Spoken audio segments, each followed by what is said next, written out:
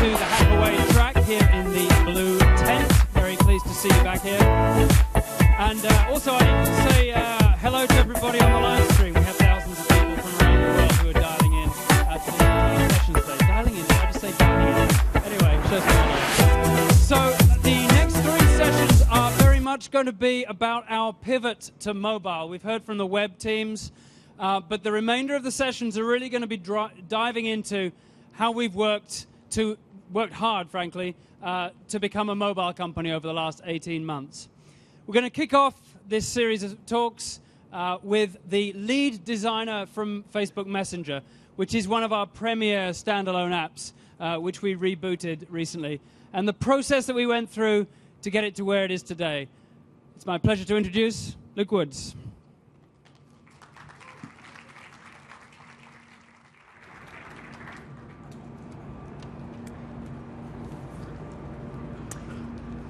Thank you, James. It's a pleasure to be here today. My name's Luke Woods, and I lead the Messages design team. I'd like to share the journey of designing the new Messenger, as well as some of the stories from behind the scenes. Messages have long been a part of Facebook, from the very first version of the site. They even predate features like Newsfeed. As the world shifted to mobile, we built Messages on mobile. But as you can see from these earliest versions of the iPhone app, we brought desktop conventions along with us. We were building into web views rather than using native code, and we brought things like the email inbox, the envelope icon, one of the classic desktop conventions. In August 2011, we released Messenger, Facebook's first standalone app. This provided the convenience of a single app for messaging, and the New York Times called it a practical gift. In time, we brought what was good from Messenger back into the main Facebook app, until the messaging experiences were one and the same. If you were sending a message, you couldn't really tell which app you were in. But in the main app, Messages were competing for people's attention. They were competing with newsfeed stories, notifications, and not even 1% of the pixels on the home screen were devoted to messaging. It was also pretty hard to know what to expect when you sent a message. Was the other person on their phone? On their computer? Would you get a response right away, like SMS? A few days later, like email? Or only when somebody happens to be online, like chat? Last summer, I was visiting Seattle. I was going for a hike with a good friend of mine, Blythe.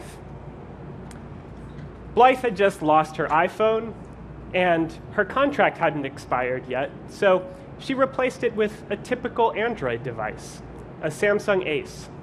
And she knew I was working on Messenger, and so we were talking a little bit about it. And she told me, Luke, Messenger is great. I just can't communicate with many of my friends on it. So I dug a little bit deeper, and I realized we were letting Blythe down. It was hard for her to tell who was on Messenger. When would they get her messages? How soon would they respond? And would they be online when she needed them to be?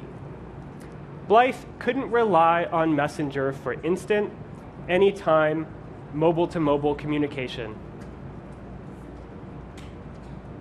So the team was thinking about this, and thinking about what we could do about it.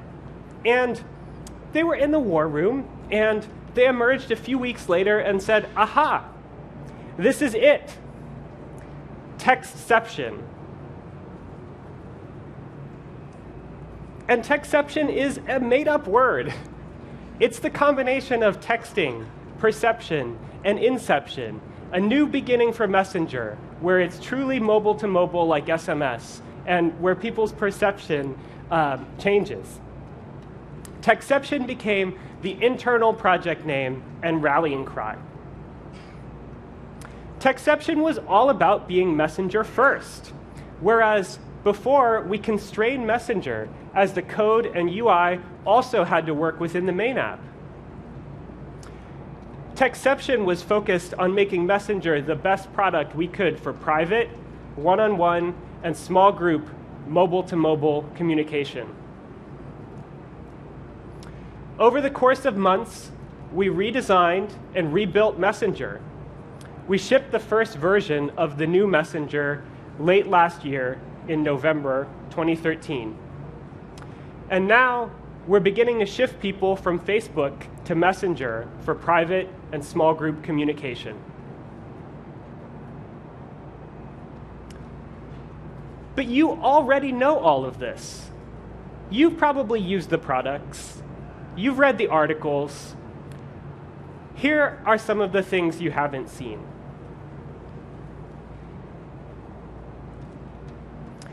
Let's go behind the scenes and see how the design was shaped by these 4 themes: play, rigor, convention, and change.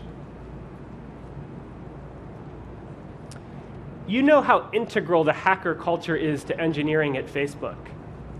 Designers also thrive in this hacker culture, a culture in which they can play, they can sketch, and they can form new product ideas through playing around. Starting with a blank canvas and releasing messages from the constraints of the main app enabled us to play.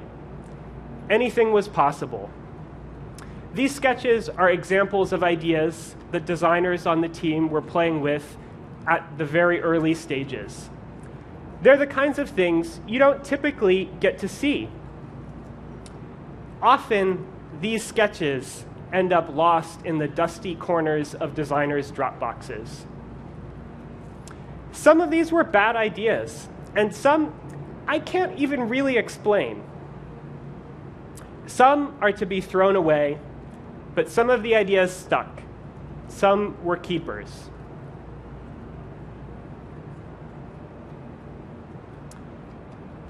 As you will see, things like stickers as a part of the brand, just like in the app today.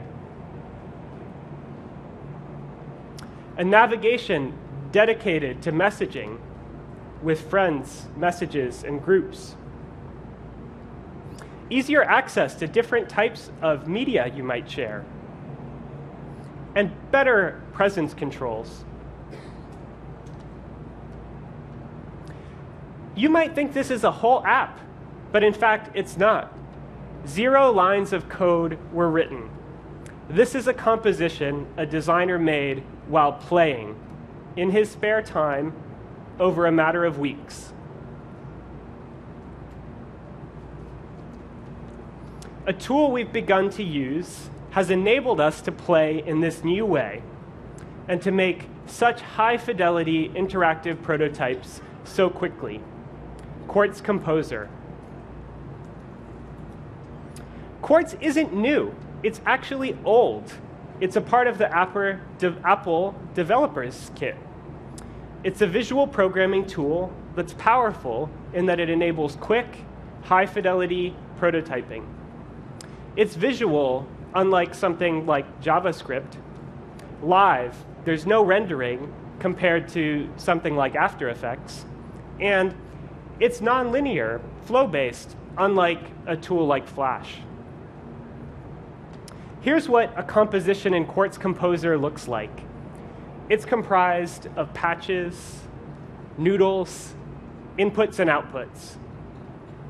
And with these building blocks, it's possible to create things like this. This is a Quartz demo of Messenger 3 for Android. We made this composition before we even started to build. And it feels like the shipping app. Quartz enabled us to have a very clear picture of exactly what product we were trying to make, a target to build toward. There was no ambiguity, no hand-waving, and it's remarkable how similar it is to the app we shipped in November.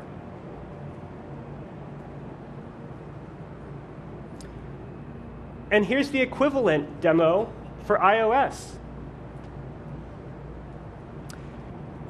It took a little bit longer for the design team to build these compositions than to work with static Photoshop mocks. But overall, it was much faster for the team to have such clarity. Quartz is special in that it enables us to design behaviors, to design for all the spaces between the mocks. It's the Photoshop of interaction design. And we're excited to share that Origami, our design prototyping toolkit for Quartz Composer, is free and open for you to use. We believe it will change the way you design. Please check it out on GitHub and join the Facebook group, where people post compositions, ask questions, and share feedback. We're actively developing Origami, very open to your input, and many members of the team are active participants in the group and there to help you along the way. I'll warn you, though, from experience, to be wary of simply watching the demos on screens, rather than trying out the prototypes for yourself. When just watching, people seem to be like, wow, it's moving. They suspend disbelief and cease to be critical. The power of Quartz is in making interactive compositions, not just watching.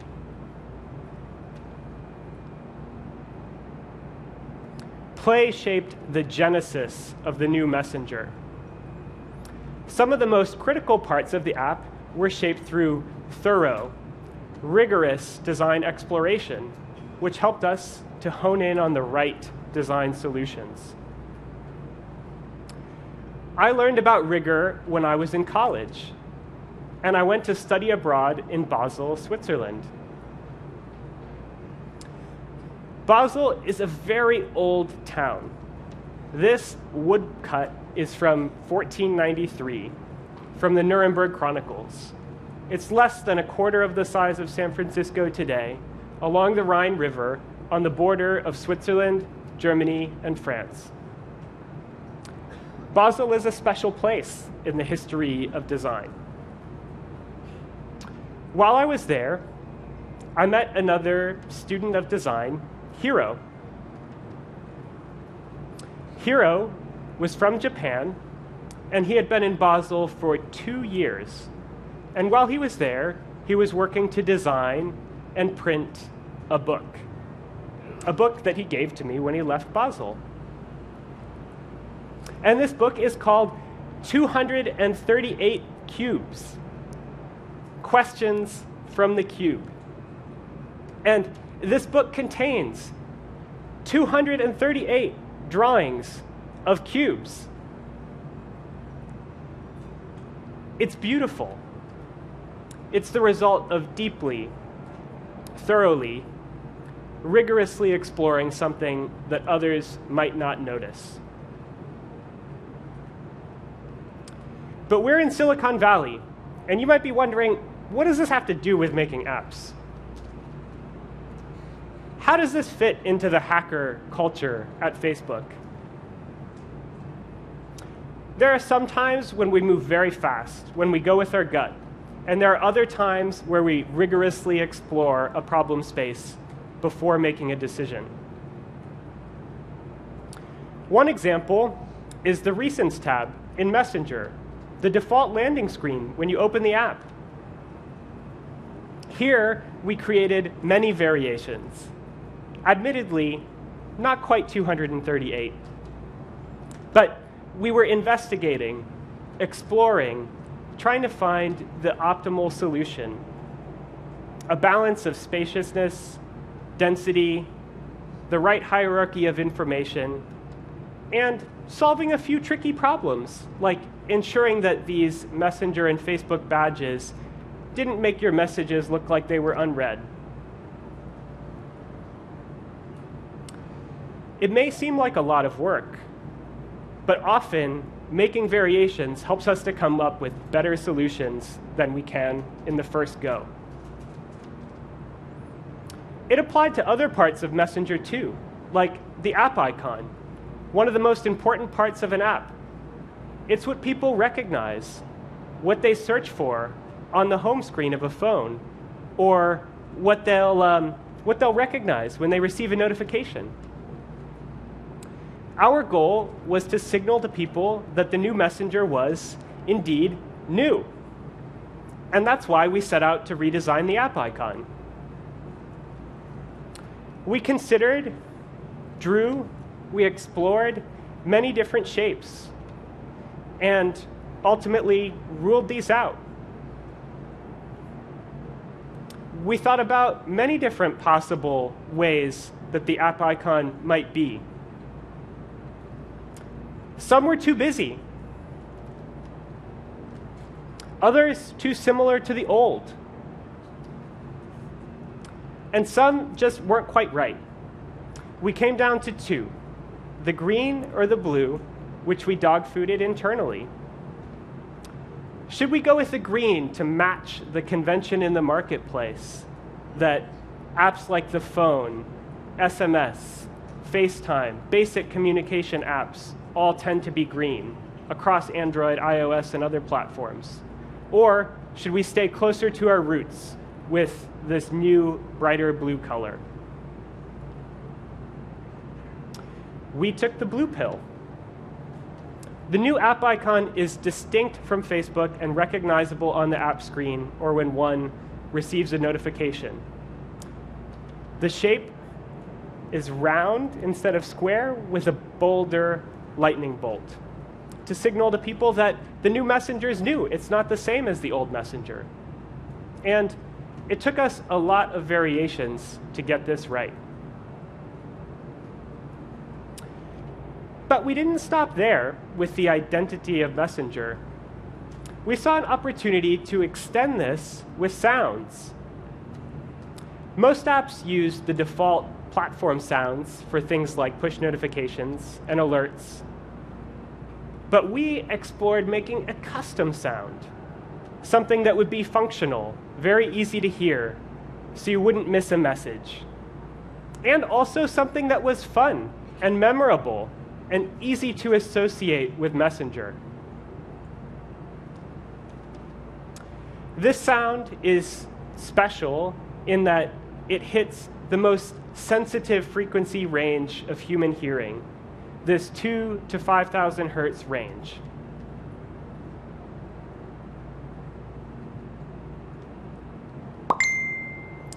The pop ding. And we built a system around it with unique sounds for each action and state in a conversation to add a little extra personality to communicating with Messenger.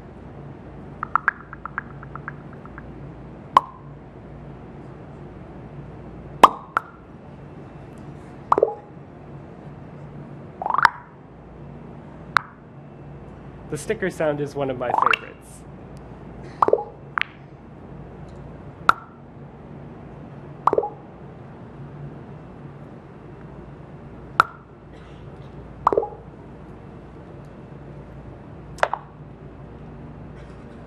It's been quite fun to see how these have been received. For example, this tweet from John's wife. When John Carver and I get into an argument on Messenger, and both of us are fast typers, it sounds so cool.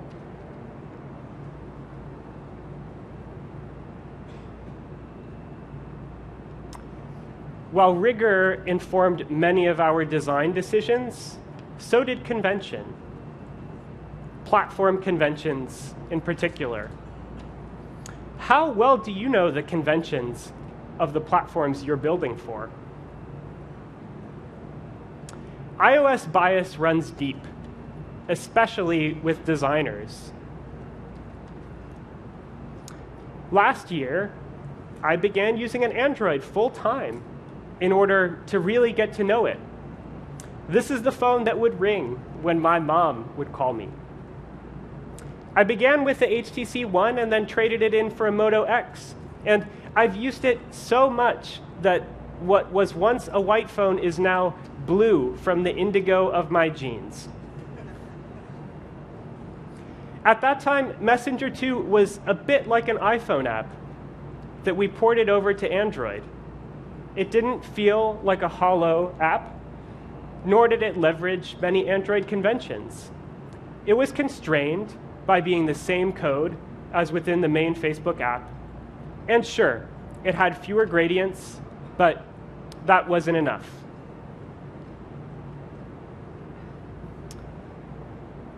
We designed the new Messenger to feel much more native to Android. It features a swipeable action bar with tabs at the top, a split bottom action bar, standard icons like compose and sending a message, and a backstack that works the way you'd expect. Everything is designed on a 4DP grid, so that way the design scales across the multitude of Android screen resolutions properly. This requires a lot of work to get the math right, but in the end, it's worth it. Matching these platform conventions, familiar patterns from basic apps like the phone, SMS, the Play Store, makes it easier for people to know what to expect from your app. Even though I had been using Android full-time for months, sometimes what was actually a convention still felt unfamiliar. When one of the designers on the team first showed me this Android send icon, I was thinking, what? This feels like email. Why not just spell out send? I hadn't even internalized that this was what I had been using for months in email and SMS.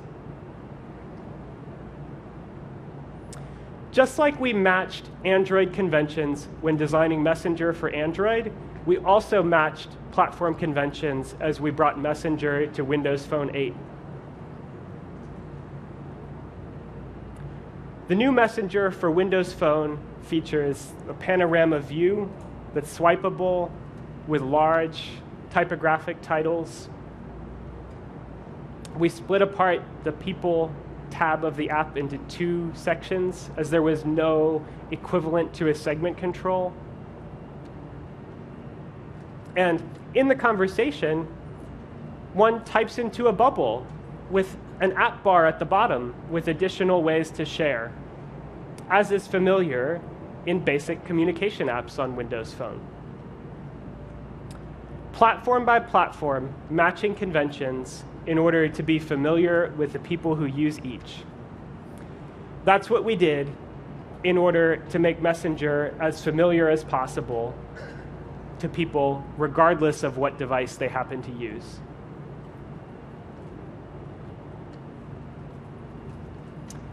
It's not good to be conventional all the time, though. It's also important to pave new ground, to make change.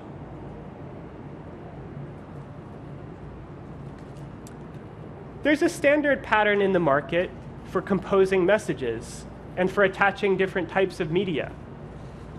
It includes a field to type into and a button to access additional types of media. Often it's a tray, as shown here, but sometimes it's an action sheet. It's always hidden one tap away. I'm very excited to share that we're breaking that convention. This is brand new, just released on Monday for iOS and yesterday for Android. And this is the first time we're talking about it. The new Composer. By making the Composer 2 lines, we're able to show all of the different ways somebody can communicate right there up front where it's easy to see and switch between. And with the quick cam, communicating with photos in Messenger has never been easier.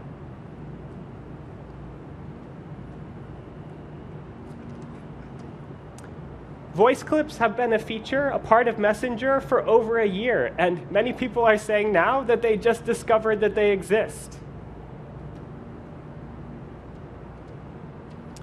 One of the parts of this new composer I'm most proud of is the quick cam.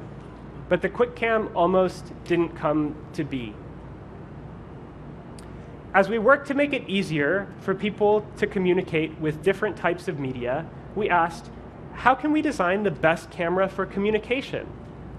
A camera that would be a bit more like conversing with someone when you're physically together, rather than just taking photographs. So we placed the camera right next to the text button, right above the keyboard. And we made it so that you could tap anywhere in the camera feed to instantly send a photo. This felt like the most frictionless way to share images. But as we dog fooded the app, and there were a lot of people dog fooding the app, we realized that there was a problem.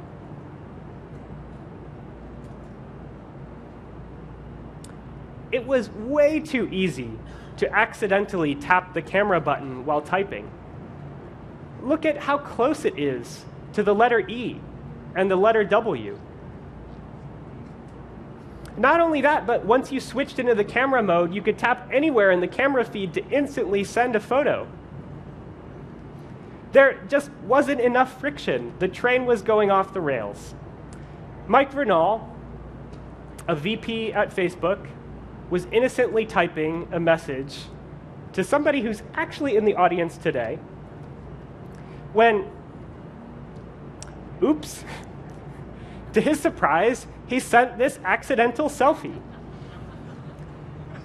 Little did Mike know that this selfie and this incident would become the example at Facebook of receiving an accidental selfie, which has come to be known as being Vernald. And Mike hated the quick cam in Messenger. And he gave the team feedback that twice now he's missed the letter E on the keyboard and sent these angry-looking selfies. And it's really awkward. It's a good thing we found this out while dog fooding. Could you imagine if we had just shipped the app?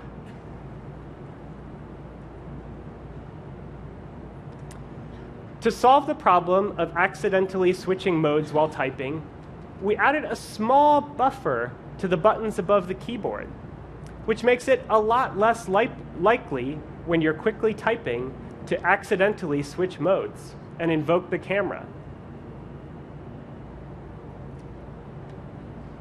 But the camera hit target was still huge, and instant send was still surprising people.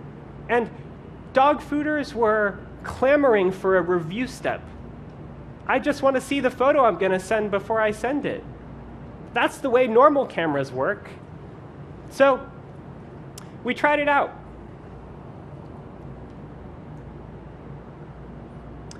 But it no longer felt like the best camera for communication. It afforded hesitation.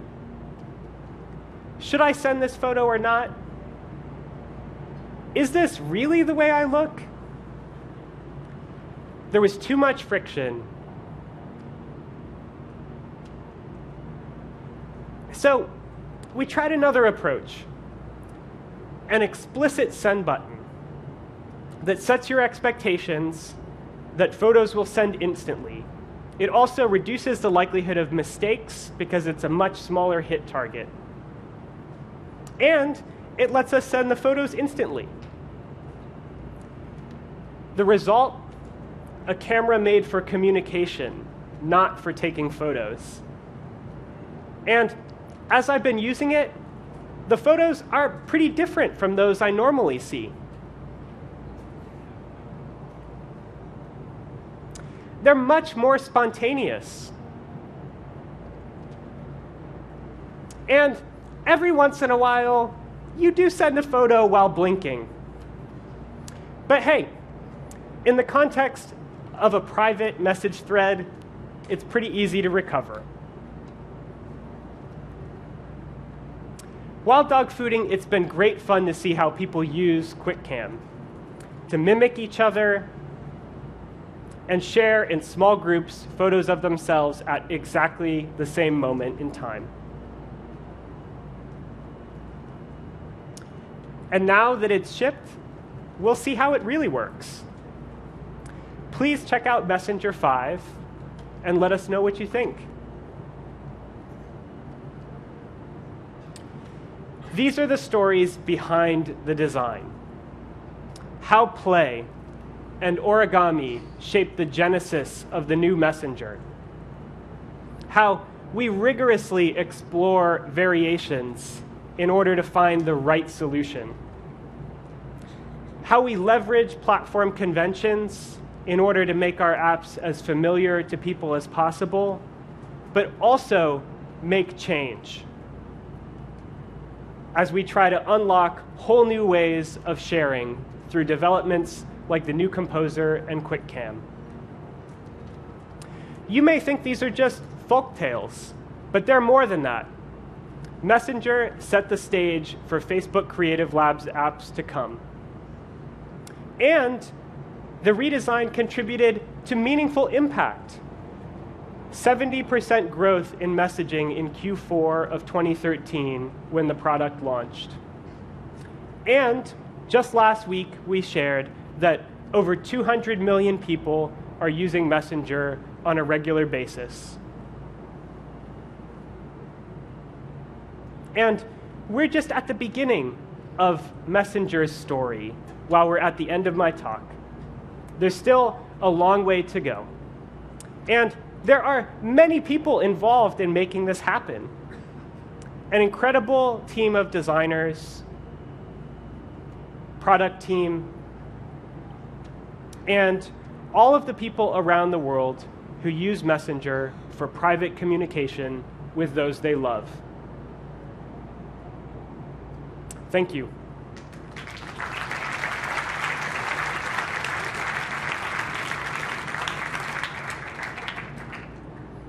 We have about 10 minutes left for Q&A.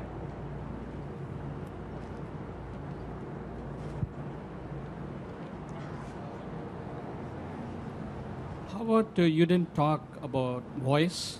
Voice is one of the great features I think you guys added to the Facebook Messenger.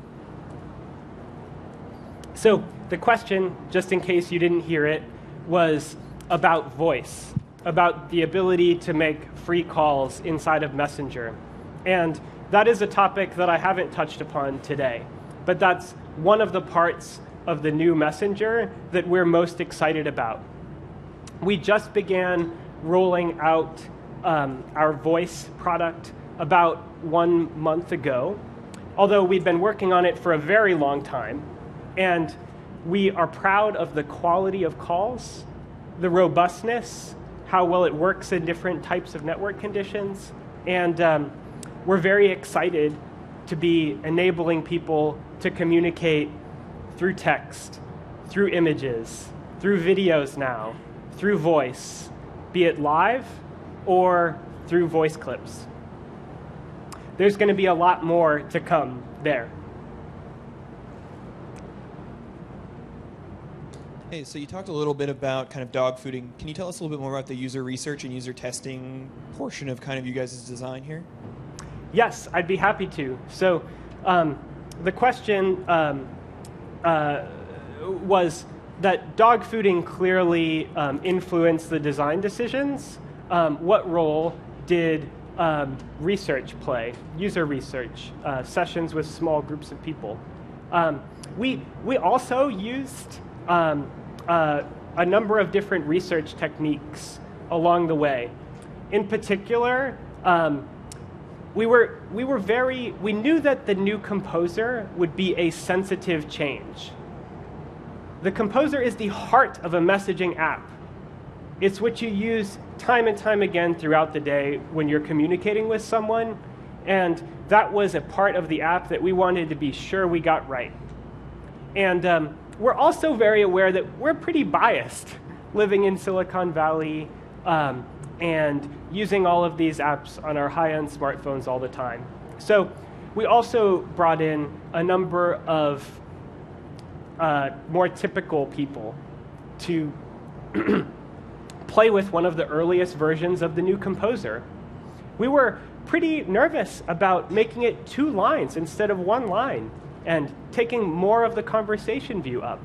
But people's reactions were quite interesting. They were like, wow, this is so much simpler. I can just see all the things I can do.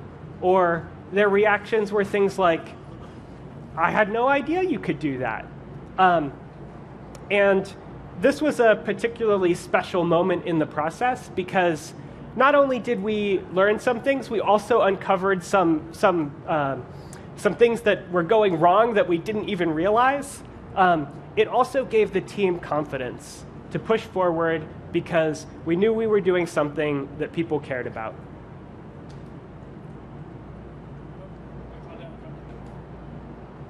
Hi, Luke. I really liked the camera app that you talked about, like how you thought about it as a communication camera, not a regular camera.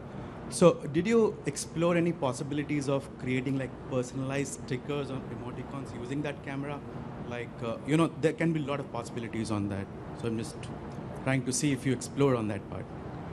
Thank you very much. So the question is about the quick cam, and if we explored other possibilities with the quick cam, possibilities that are a little closer to stickers or like sending stickers of yourself, and things like that. Yeah, like you have animated capabilities on the phone itself. So, would you be able to create your own GIFs through that camera?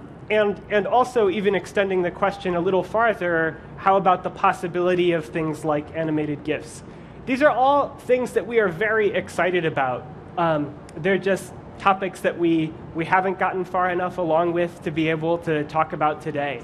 But we're very excited about the QuickCam as a new way to communicate in Messenger and are excited to build upon it and make more things that, like stickers, which are also one-tap send, and the QuickCam, which is one-tap send, enable you to communicate in the most natural way possible with the different types of media that you have easy access to with smartphones. How do you decide what to build next, and how do you balance the urge to go back and fix things and push the boundary on new features? That's a great question. So the question is, have we decided what to build next, and how do we think about the balance of fixing things versus working on new things? And the answer is that that is always a hard decision. It's something that you have to think very carefully about and think about how much you want to balance pushing forward with new ideas versus how much you want to invest in robustness. And sometimes if you move too fast, you incur debt that you're going to have to pay down later. It's a very real thing. Stability, reliability, and performance are also huge parts of the Messenger product. If you go to send a message and it doesn't work, it is a total letdown. And they are incredibly important. And so as a team, we're always working to try to strike the right balance between making what we have as good as we possibly can make it and paving the way for new things. If you only work on fixing what you have, you'll never make time to do anything new. And so you can overcorrect in either direction. And we're hoping that we're able to find that kind of Goldilocks. Thank you for sharing about the rigor process. I enjoyed seeing your iterations on the icon design. At the end, you mentioned you got down to 2, the green and the blue, and that you chose the blue and you were right. Can you elaborate on what you mean by right and how you know that? that is a great question. It's probably pretty hard for me to say whether I'm right or not. Some things are very difficult to know. This was a pretty difficult decision for us. It's the kind of thing you can change once, and then it gets a little bit weird if you like keep changing your app icon. You've got to ultimately pick something and go with it. There was definitely momentum to move in the green direction, the primary rationale being that many of the most basic communication apps on the market are green, and is that a pattern that people are familiar with? At Facebook, I think people are also quite proud of the Messenger app and where it's come from, especially as Facebook's first standalone app. And so what we sought to do is try to find a way to make the blue work. And one of the things that we did is look at the icon on different app screens. We looked at the icon in the context of receiving a notification and asked ourselves the question, would this icon stand out? Would this catch your eye? So one interesting example there is that on iOS, there's a white shape around the blue, and that's one technique that we used in order to make the blue pop as much as possible. So can I definitively answer that the blue is right? It's hard to say, but I'm very happy with the way that we chose to move forward.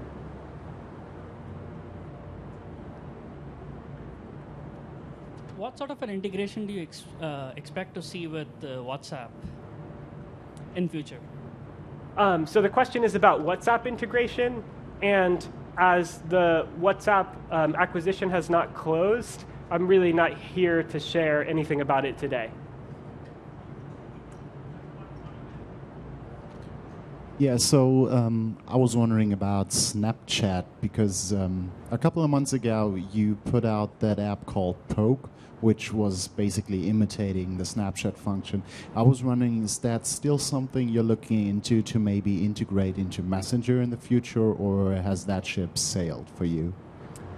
So the question is about Snapchat, Poke, and potential integrations with Messenger. Right now, it's hard to say what's next for Messenger. We are very interested in creating the best product we can for one-on-one and small group, mobile-to-mobile communication. We're also very interested in breaking new ground and offering people new ways to share, new ways to express themselves, new ways to communicate. And as we think about those things, there are a number of different possible directions that we could go in. And my best answer to this question is stay tuned and see for yourself. All right, I'm afraid we're out of time. Luke's going to be around for a while. We have a half-an-hour break now, so feel free to come up and talk to him. But one more round of applause, please, for Luke's talk today. And we'll see you back at 3:45.